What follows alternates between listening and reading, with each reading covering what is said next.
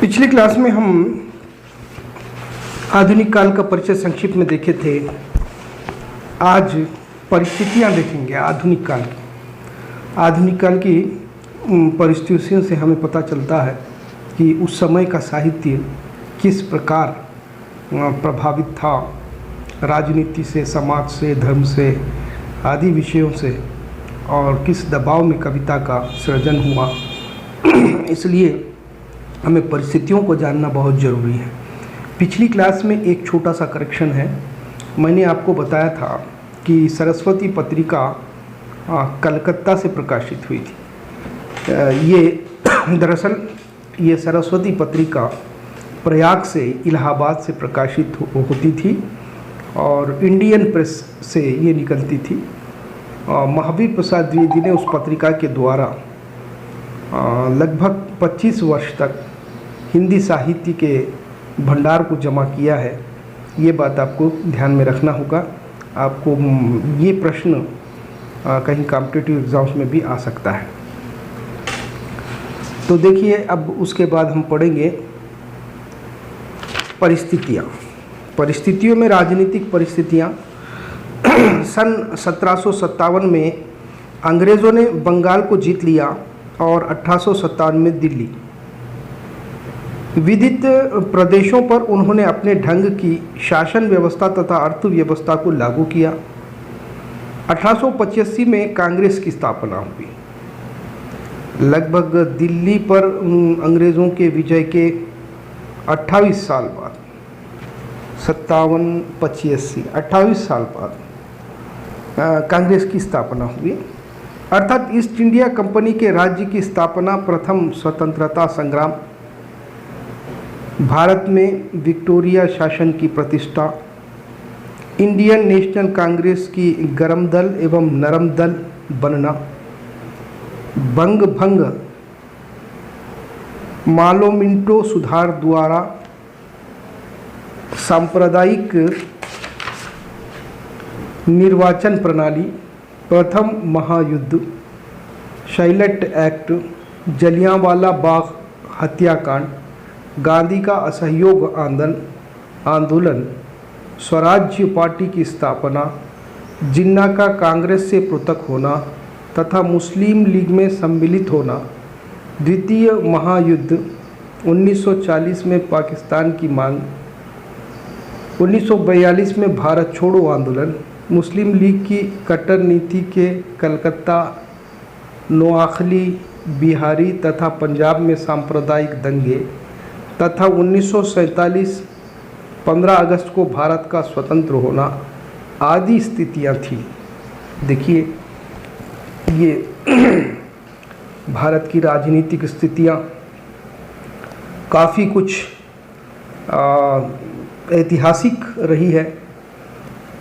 आधुनिक काल में विशेषकर जो साहित्य सृजन हो रहा है, तो वो जो आरंभ का काल था, आधुनिक काल, उसने महायुद्ध को देखा है, विश्व युद्ध को देखा है, प्रथम विश्व युद्ध को भी देखा है, और भारत में प्रथम स्वतंत्रता संग्राम, सिपाहियों का विद्रोह 1857 को भी देखा है, और स्वराज पार्टी की स्थापना को भी देखा है, जलियांवाला बाग हत्याकांड को भी देखा है, और उसी प्रकार मुस्लिम लीग में होने वाले परिवर्तनों को भी देखा है, और जिन्ना के दल बदल को भी देखा है।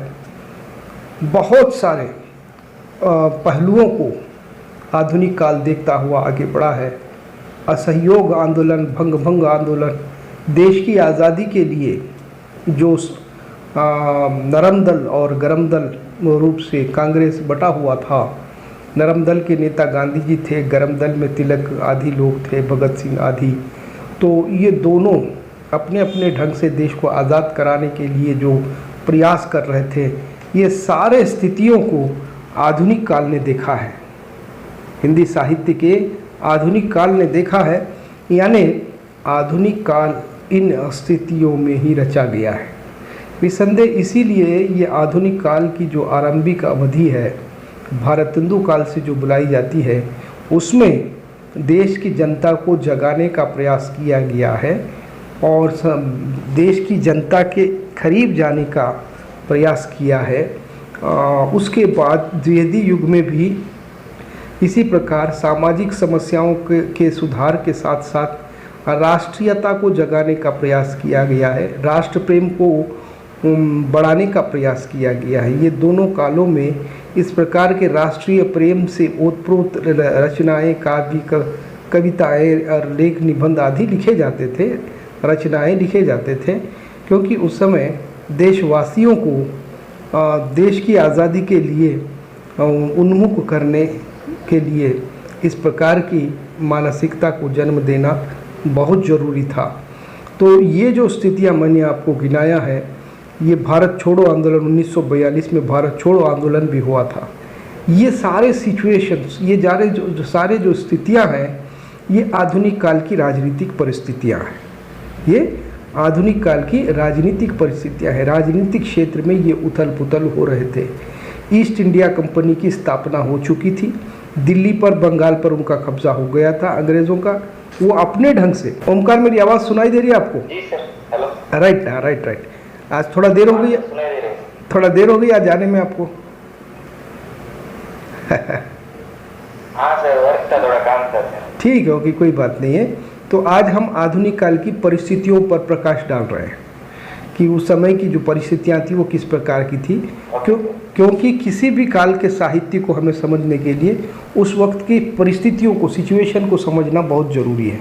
सिचुएशन को हम समझते हैं तो साहित्य उस समय का हमें स्पष्ट रूप से समझ में आता है। तो हम आरंभ किए थे राजनीतिक परिस्थितियाँ। तो राजनीतिक परिस्थितियों में ईस्ट इंडिया कंपनी की स्थापना हो चुकी थी। अंग्रेज़ों का राज्य लगभग 1757 में देश में पूर्ण रूप से जम चुका था और उन्होंने बंगाल को जीत लिया था और 57 में दिल्ली को भी जीत लिया था उन्होंने 100 साल के बाद।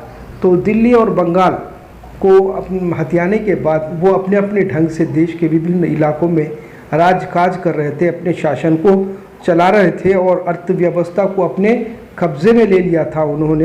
तो 85 में फिर कांग्रेस की स्थापना थी। इन सिचुएशंस को, इन हालात को देखते हुए देश के उद्धार के लिए महात्मा गांधी आदि जैसे नेताओं को जन्म देने वाली पार्टी कांग्रेस पार्टी का जन्म हुआ 1885 में। फिर उसके बाद ईस्ट इंडिया कंपनी राज्य की स्थापना, प्रथम स्वतंत्रता संग्राम, ये सारी जो है ईस्ट इंडिया कंपनी के द्वारा ही सारे राजकाज को चलाया जा रहा था, अंग्रेज़ों चला रहे थे।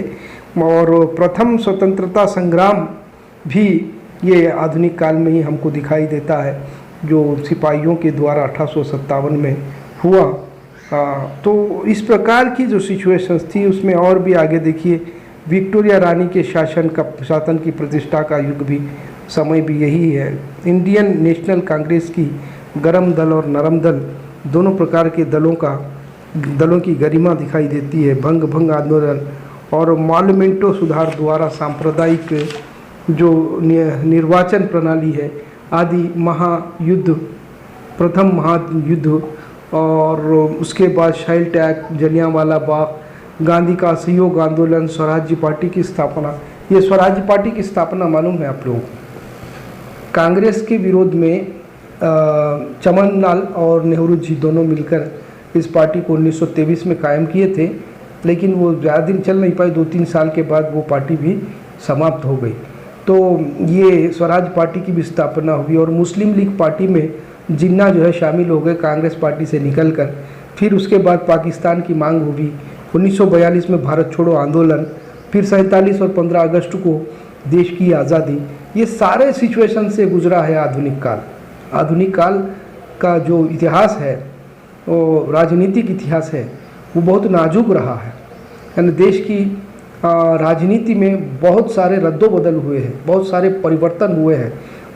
महायुद्ध को भी उसने देखा है, विश्व युद्ध को भी देखा है, भारत के प्रथम स्वतंत्रता संग्राम को भी देखा है, ईस्ट इंडिया कंपनी की राजनीति को भी देखा है, गोरों के अर्थव्यवस्था पर अपने कब्जे को भी देखा है, पाकिस्तान के मांग को भी देखा है, दल बदल की नीति को भी देखा है और 47 में देश की आज़ादी को भी देखा है। ये आधुनिक साहित्य है। और इस आधुनिक साहित्य में ये सारे बिंदु हमको अपने अपने ढंग से दिखाई देते हैं, वो हम देखेंगे। राज्य के कार्य में असहयोग प्राप्ति के लिए राज्य के कार्य में सहयोग प्राप्ति के लिए क्लर्कों की आवश्यकता के कारण अंग्रेजी पढ़ने के लिए स्कूल और कॉलेज भी खोले गए, छापेखाने खुले तथा रेल तार आदि का भी आविष्कार किया गया। कंपनी के अधिकारियों ने देशी राज्यों को मिलाने में अनेक साधन निकाले, जिसमें डलहौसी द्वारा लाइप्स की नीति प्रमुख है। तो देखिए, उसके बाद जब देश की स्वतंत्रता, देश को आज़ादी मिली, तो आज़ादी मिलने के बाद अंग्रेज़ी सीखने और सिखाने का क्रम भी आरंभ हो गया, क्योंकि अब ऑफिसों में ज़्यादा से ज़्यादा अंग्रेज़ी में ही काम हो रहे थे। तो ऐसी स्थिति में अंग्रेज़ी पढ़ना और पढ़ाना ज़रूरी हो गया था। तो कॉलेज खोले गए और राज्यों को जोड़ने के लिए, स्टेट्स को आपस में जोड़ने के लिए यातायात, रेल, तार और आदि टेक्नोलॉजी का भी प्रयोग, तकनीक का भी प्रयोग किया गया और आपस में राज्यों को एक दूसरे से जोड़ने के बहुत सारे प्रयास होते रहे। इस तरह अंग्रेज़ों द्वारा किए गए कुछ अत्याचार, कुछ शिष्टाचार भारत में विभिन्न पूंजीवादिता, साम्राज्यवादिता एवं कम्युनिज्म तथा सार्वभौमिकता, प्रजातंत्रता आने का कारण बन गया है।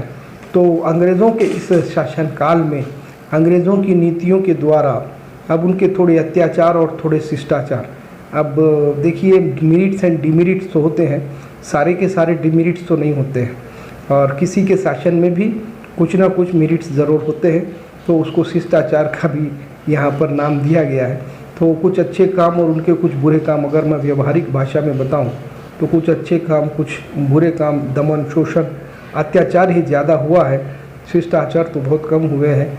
लेकिन फिर भी उसका प्रभाव भारतीय जनमानस पर और भारतीय समाज पर हुआ, जिसके परिणाम स्वरूप हमको कम्युनिज़म के बीच भी दिखाई दिए और पूंजीवाद भी दिखाई दिया।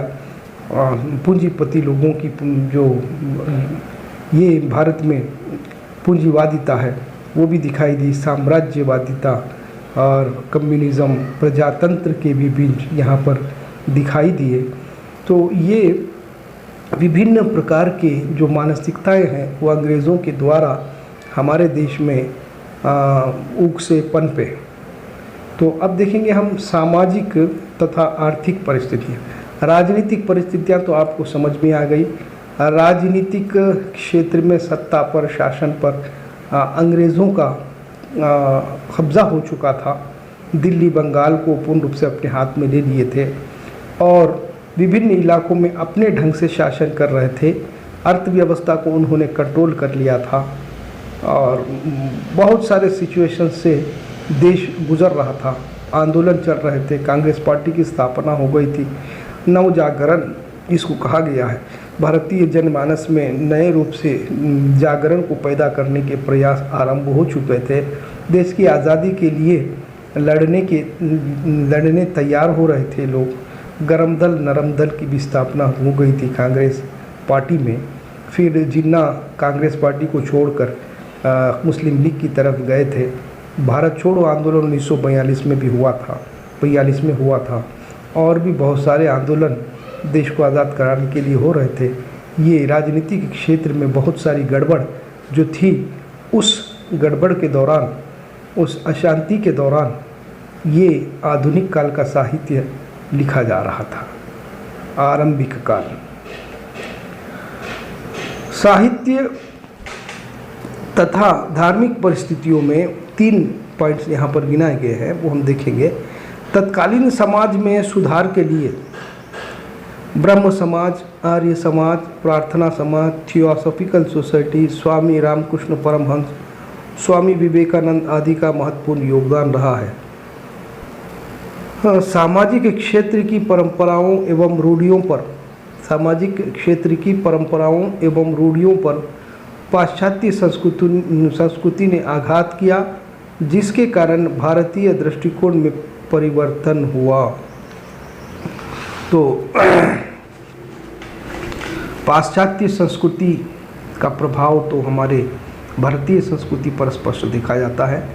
अंग्रेज़ों के आगमन के बाद उनकी सभ्यता और संस्कृति ने देश के चारों ओर प्रभाव दिखाया है और उस समय समाज को सुधारने और समाज को संवारने, सही दिशा पर ले जाने के लिए अनेक समाज सुधारक अपने ढंग से काम कर रहे थे, जिसमें नाम गिनाए गए हैं संस्थाओं के ब्रह्म समाज संस्था और आर्य समाज के संस्थापक स्वामी दयानंद सरस्वती।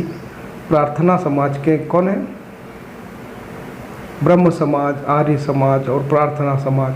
थियोसॉफिकल सोसाइटी स्वामी रामकृष्ण परमहंस विवेकानंद जी के गुरु है और स्वामी विवेकानंद आदि महत्वपूर्ण महापुरुषों ने अपने संस्थाओं के द्वारा समाज में उत्थान के लिए प्रयास किए, समाज की समस्याओं के प्रति अपना ध्यान दिया और उसका निर्मूलन करने के लिए, समाज की कमजोरियों को दूर करने के लिए, सामाजिक समस्याओं पर विजय पाने के लिए, धार्मिक रूप से भारतवासियों को सफल बनाने के लिए, सुदृढ़ बनाने के लिए, उनमें नैतिकता और मानवीय मूल्यों को भरने के लिए, धार्मिक भावनाओं को जगाने के लिए अपने अपने ढंग से उन्होंने संस्थाओं का गठन किया और उन संस्थाओं के द्वारा प्रयास किए गए, समाज को सुधारने के प्रयास किए गए। जबकि अभी पूर्ण रूप से छुआछूत की समस्या का निर्मूलन नहीं हुआ था, समाज में और भी बहुत सारे अंधविश्वास मौजूद थे। तो ऐसे अंधविश्वासों को हटाने उखाड़ने का प्रयास इन संस्थाओं ने किया, जो नाम अभी मैंने आपके सामने गिनाया है। सामाजिक क्षेत्र की परंपराओं एवं रूढ़ियों पर पाश्चात्य संस्कृति ने आघात किया है। सामाजिक क्षेत्र के परंपराओं एवं रूढ़ियों पर पाश्चात्य संस्कृति ने आघात किया, जिसके कारण भारतीय दृष्टिकोण में परिवर्तन हुआ और भारतीय जो दृष्टिकोण था उसकी जो गरिमा थी, जो पुरानापन था, उसके ऊपर पाश्चात्य संस्कृति का प्रभाव होने के कारण उसको आघात हुआ। यानी भारतीय समाज के सोचने और विचारने के ढंग को, दृष्टिकोण को पाश्चात्य सभ्यता ने आघात पहुंचाया है। स्वामी दयानंद सरस्वती ने आर्य समाज की स्थापना के द्वारा हिंदू धर्म की अनुदारता एवं कट्टरता को दूर करने के लिए दो महत्वपूर्ण कार्य किए हैं।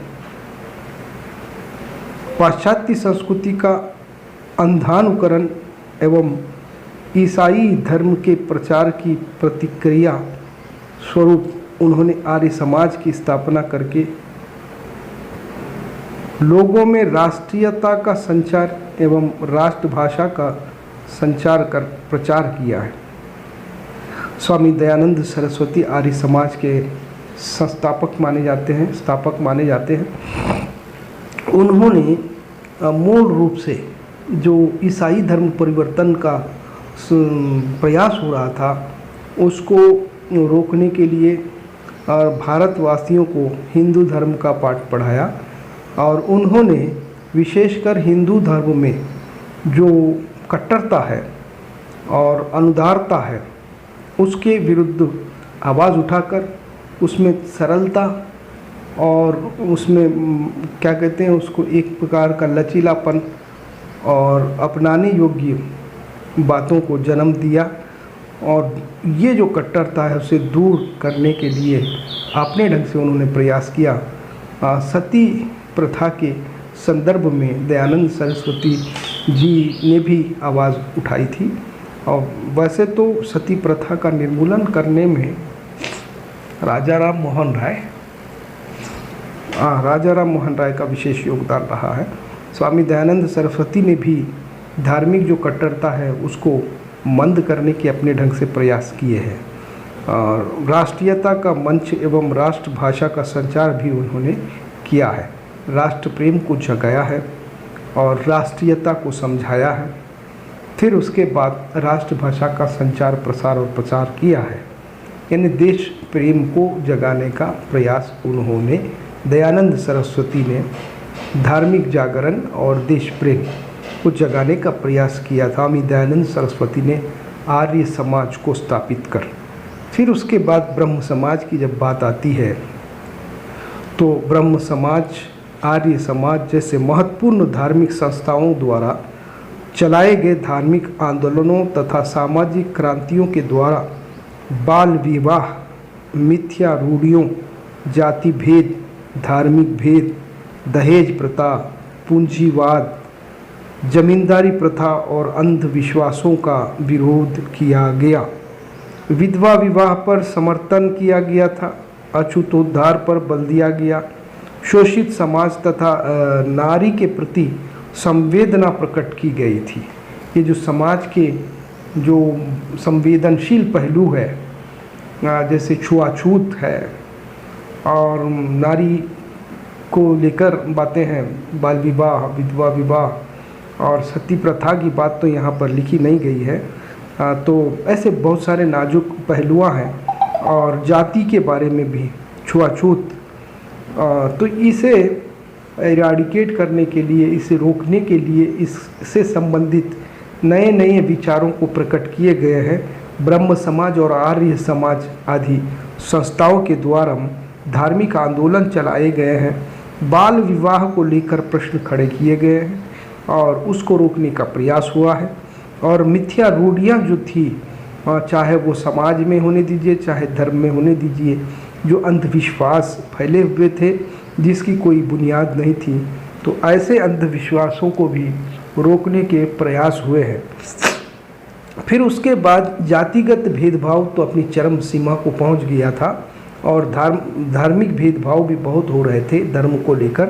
तो ये धार्मिक भेदभाव को और जातिगत भेदभाव को भी उन्होंने रोकने का प्रयास किया है। दहेज प्रथा का निर्मूलन करने का प्रयास और पूंजीवाद, जो धनिक लोग हैं वो पूंजीवाद को भी रोकने का प्रयास, जमींदारी प्रथा और अंधविश्वासों का उन्होंने विरोध किया है। उस समय जमींदारी प्रथा थी हमारे पास भारत में। वो जमींदार होते थे, वो बहुत सारा टैक्स अपनी तरफ से लेते थे, उनको बहुत उनके पास पावर्स दिए गए थे और जिस गांव को वो अधीन में ले लेते थे उस गांव को वो चूस लेते थे। टैक्स जैसे चाहे वो वैसे वसूल करते थे और उस गांव पर उनका बहुत शोषण होता था। मजदूर, गरीब, बेबस किसानों को जो है उनके शोषण का शिकार होना पड़ता था। ऐसी व्यवस्था जो जमींदारी व्यवस्था है उसका भी उन्होंने निर्मूलन का प्रयास किया है। पूंजीवाद के निर्मूलन के लिए भी उन्होंने उसके विरुद्ध आवाज़ उठाई है। तो ये जो समाज में फैली हुई कमज़ोरियाँ हैं, इन कमज़ोरियों पर विजय पाने के लिए ब्रह्म समाज, आर्य समाज और प्रार्थना समाज, थियोसॉफिकल सोसाइटी जैसे संस्थाओं ने अपने ढंग से कार्य किया है। ये आधुनिक काल के धार्मिक और सामाजिक परिस्थितियाँ हैं। जब आधुनिक काल आरंभ हुआ, आधुनिक काल लिखे जा रहा था, तो उस समय ये सामाजिक परिस्थितियाँ और धार्मिक परिस्थितियाँ हमको दृष्टिगोचर होती है। फिर उसके बाद हम आते हैं आर्थिक परिस्थिति पर, फाइनेंशियल सिचुएशंस। तो अंग्रेज़ों के शासन के अधीन हमारे देश की अर्थव्यवस्था छिन्न भिन्न हो गई।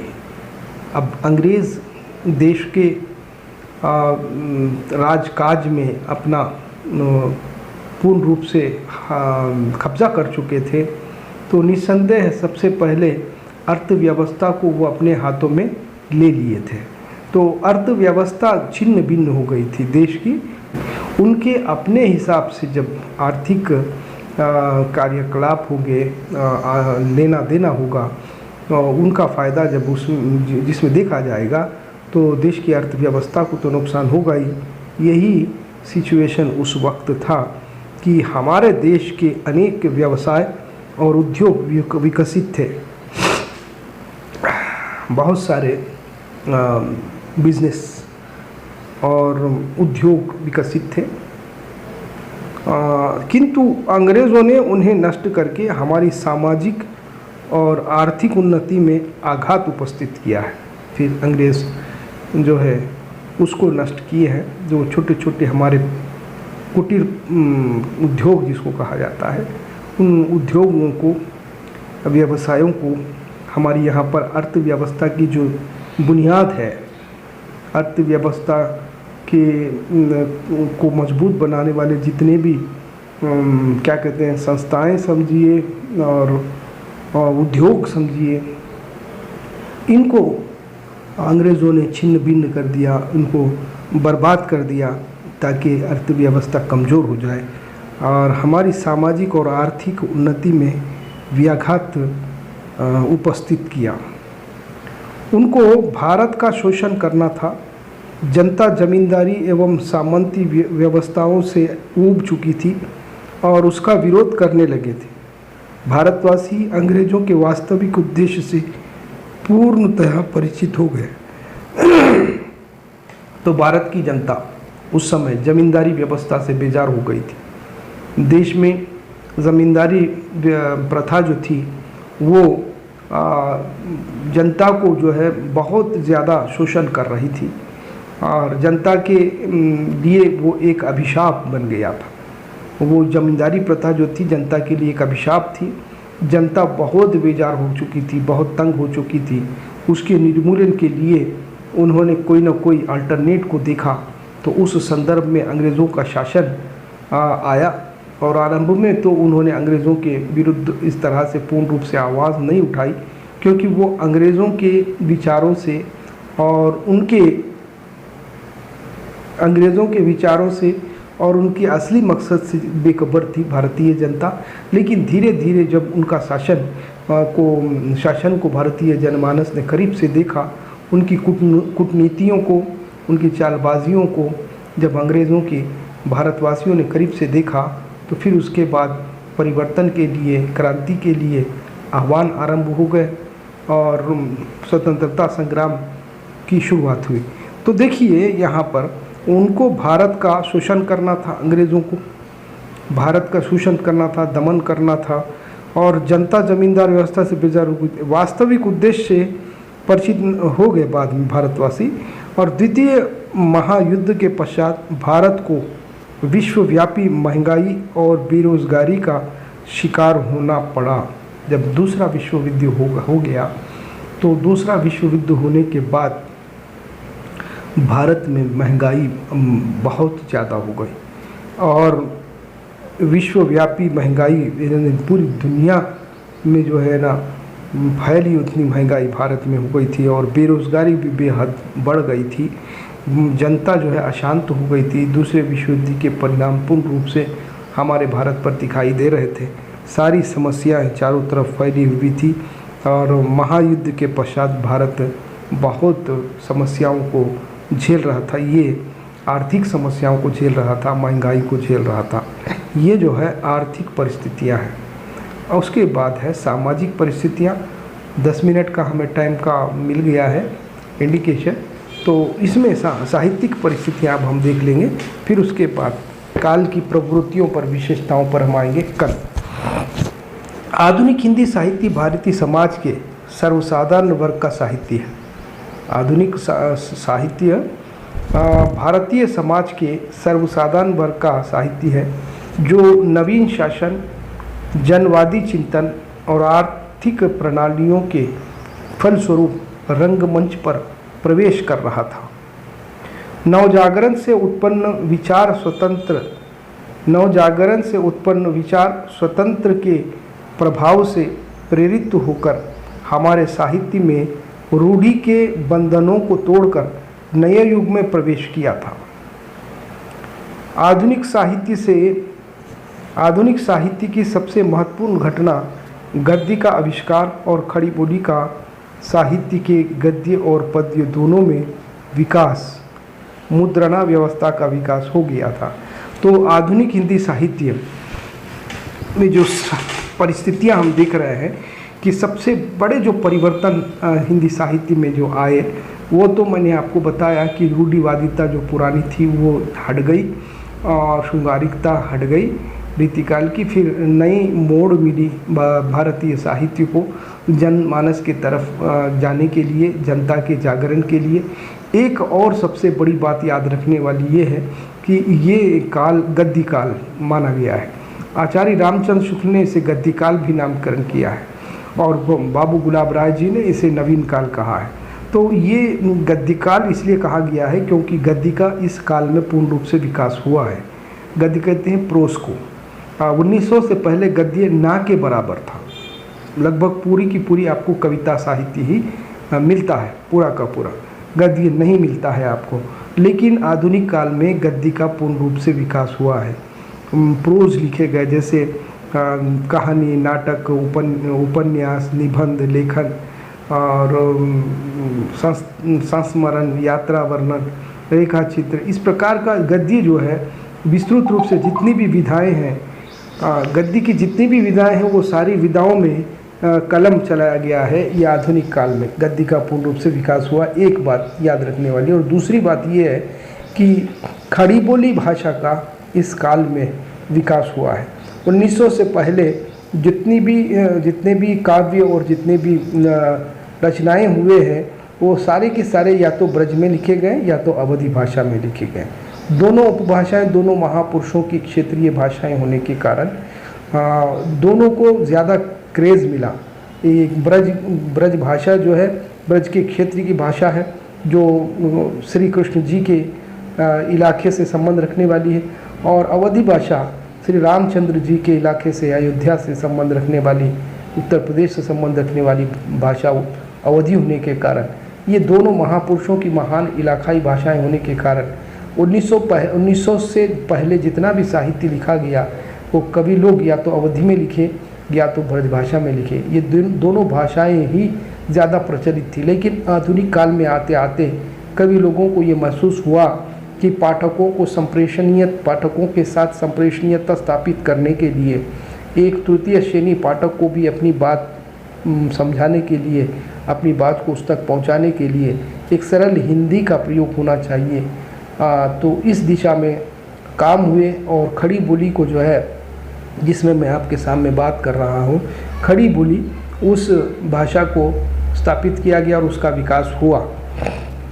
और सबसे पहले ये खड़ी बोली शब्द का प्रयोग सदल मिश्र ने किया, और उसके बाद खड़ी बोली हिंदी में पहला गद्य रानी की तकी की कहानी इंशाअल्लाह खान की मानी जाती है। और खड़ी बोली के विकास में चार लोगों ने बहुत ज़्यादा प्रयास किया, जिसमें लल्लू जी लाल, सदल मिश्र, इंशाअल्लाह खां और एक नाम है। तो ये चार लोग जो है खड़ी बोली के विकास में बहुत काम किए हैं, प्रयास किए हैं। तो खड़ी बोली इस काल की सबसे बड़ी देन है। खड़ी बोली में सबसे पहला जो महाकाव्य माना गया है वो प्रिय प्रवास अयोध्या सिंह उपाध्याय हरिबोध जी का। तो आधुनिक काल की जो सबसे बड़ी देन है वो गद्य है और खड़ी बोली का विकास है। हाँ, ये और बात है कि कुछ कवि लोग ब्रज भाषा में भी कविता करते हैं। अब भारतेंदु हरिश्चंद्र की अगर हम बात कहेंगे तो भारतेंदु हरिश्चंद्र कविता ब्रज भाषा में करते थे और गद्य खड़ी बोली में लिखते थे। और लगभग 70 नाटकों को भारतेंदु हरिश्चंद्र ने लिखा है। 35 वर्ष की आयु, कम आयु उन्होंने पाई है, लेकिन देखिए आप 70 नाटक उन्होंने लिखे हैं। तो इस तरह से भारतेंदु हरिश्चंद्र ने हर विधा में अपना कलम चलाया है। एक कमी है सिर्फ इस काल की, भारतेंदु काल की, इसमें कहानी का विकास नहीं हुआ है। बाद में चलकर कहानी का विकास हुआ है। तो ये काल की जो साहित्य है वो यूँ है कि इसमें नए युग में प्रवेश किया है। आधुनिक साहित्य की सबसे महत्वपूर्ण घटना मैंने अभी आपको बताया गद्य और खड़ी बोली का विकास है। समग्र साहित्य की दृष्टि से यह काल उत्कृष्ट का काल है। यह काल उत्कृष्ट का काल है, यानी उन्नति का काल है, बहुत महान है और उन्नति किया हुआ है। इस प्रकार पश्चिमी सभ्यता से संपर्क में आने से तथा भारतीय चिंतकों के नवीन दृष्टिकोण से राजनीतिक, सामाजिक, धार्मिक तथा आर्थिक क्षेत्र में भारतीय दृष्टिकोण बदल रहा था और बदलते हुए दृष्टिकोण से प्रेरणा ग्रहण कर आधुनिक हिंदी साहित्य का विकास हुआ है। भारत की जनमानस में, उनके सोचने और विचारने में, उनके दृष्टिकोण में परिवर्तन हुए। परिवर्तन होने के लिए मूल कारण थे विदेशी सभ्यता और संस्कृति और विदेशी शासन, विदेशी साहित्य, अंग्रेज़ों का साहित्य, अंग्रेज़ों का मेल, अंग्रेज़ों का संग। और ये सारे सिचुएशंस में जो है ये आर्थिक परिस्थितियाँ, राजनीतिक परिस्थितियाँ, सामाजिक परिस्थितियाँ भारत की एक नया मोड़ ले रहे थे और भारत के जितने भी चिंतक और समाजसेवी लोग थे उन पर इनका प्रभाव होने के बाद सोचने और विचारने में, देखने में जो ढंग बदल रहा था और बदलते इस संदर्भ में ये भारतीय आधुनिक हिंदी साहित्य का विकास और हुआ और ये आधुनिक हिंदी साहित्य लिखा गया। तो ये थी परिस्थितियाँ आधुनिक काल के हिंदी साहित्य को जन्म देने वाली जो परिस्थितियाँ हैं, उसमें राजनीतिक परिस्थितियाँ, सामाजिक धार्मिक परिस्थितियाँ, आर्थिक परिस्थितियाँ, साहित्यिक परिस्थितियाँ। तो इन परिस्थितियों के चलते आधुनिक हिंदी साहित्य का सृजन हुआ और वो भारतेंदु युग से होता हुआ द्विवेदी युग, फिर उसके बाद छायावाद, प्रगतिवाद, प्रयोगवाद, नए नए प्रकार की कविताओं का सृजन होता हुआ आज तक की स्थिति पर हिंदी साहित्य पहुंच चुका है और काफ़ी कुछ विश्व साहित्य में अपना प्रमुख स्थान बना लिया है। तो ये थी कुछ बातें, 1 मिनट का लगभग आपको समय है। कल हम पढ़ेंगे आधुनिक काल के साहित्य की प्रवृत्तियों के बारे में।